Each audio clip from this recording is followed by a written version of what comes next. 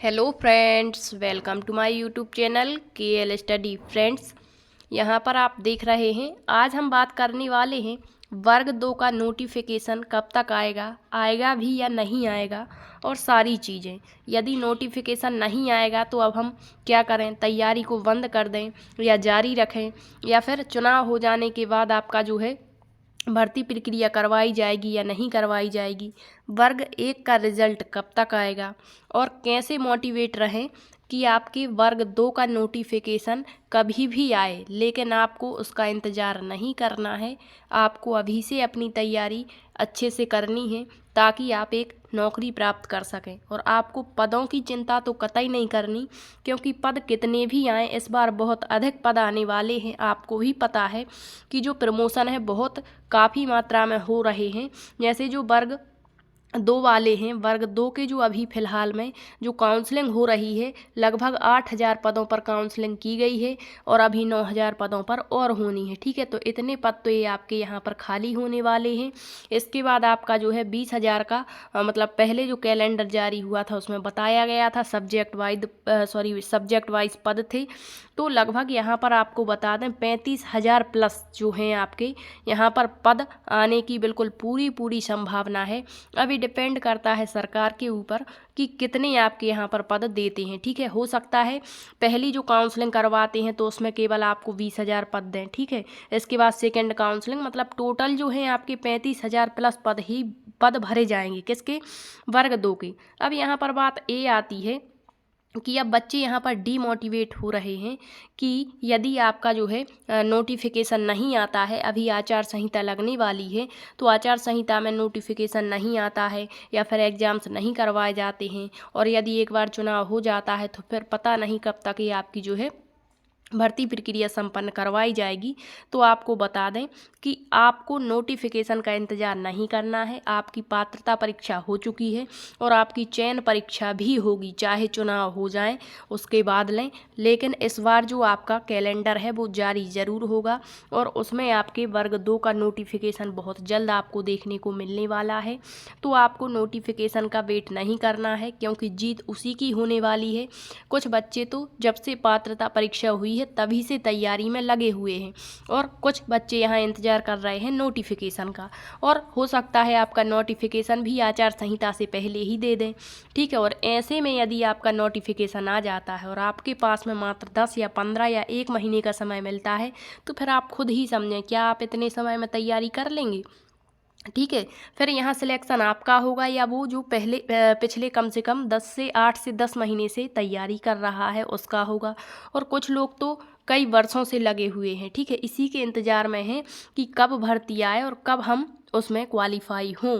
Qualify क्या, एक seat प्राप्त करें। अब कुछ कमेंट्स ये भी आते हैं कि इस सब्जेक्ट में इतने कम पद होंगे, इसमें इतने होंगे, तो अब हम कैसे तैयारी करेंगे? तो आपको तो एक पद से मात्र मतलब होना चाहिए, सारे पदों का क्या करना। ठीक है, तो आपको अपने एक पद, एक सीट से मतलब होना चाहिए कि हम एक सीट इस वर्ष में लेकर ही रहेंगे। ठीक है, अब यहाँ बात आती है वर्ग 1 के रिजल्ट की। तो अभी आपने देखा आपकी ESB पर अपडेट आया हुआ है, प्री वेटनरी का रिजल्ट आ चुका है, तो आपके वर्ग 1 का रिजल्ट कभी भी आ सकता है। ठीक है, इसकी कोई टेंशन नहीं है, आपके वर्ग 1 का रिजल्ट बहुत ही जल्दी आपके सामने होगा। अब यहाँ पर आपको बता दें कि किस तरीके से आपको पढ़ना है। ठीक है, तो सबसे पहले कुछ बच्चे बुक्स पूछते हैं कि कौन सी बुक से तैयारी करें, कैसे पढ़ें। तो आपको बता दें कि जितनी आपकी NCERT की किताबें हैं, ठीक है, NCERT आपको बहुत ज़्यादा हेल्प करती है आपकी एग्ज़ाम की दृष्टि से। और इसमें बहुत सारे, जैसे आपके फिजिक्स केमिस्ट्री में न्यूमेरिकल्स क्वेश्चन होते हैं, तो उनको यहाँ पर आपको लगाना है, सारी NCERT पढ़नी है। इसके बाद जो ऑथेंटिक बुक्स आती हैं, जैसे आपको सजेशन देंगे कि ल्यूसेंट की जो बुक आती है वो बहुत अच्छी रहती है। अब हर सब्जेक्ट की अपनी अपनी किताबें होती हैं। ठीक है, तो आपको सारी NCERT और लूसेंट की जो ऑथेंटिक बुक है, इसके अलावा 1-2 बुक्स और आप रख सकते हैं। बाकी आपको अधिक से अधिक प्रैक्टिस करनी है, क्योंकि आपने जब पात्रता परीक्षा पास कर ली है तो आपकी तो 50% तैयारी पहले से है। ठीक है। और यदि आप फिर यहाँ डीमोटिवेट हो जाते हैं, मोटिवेट की जगह डीमोटिवेट हो जाते हैं, तो फिर आप मान के चलिए कि 50% तैयारी भी आपकी 30 और 20% ही बचने वाली है।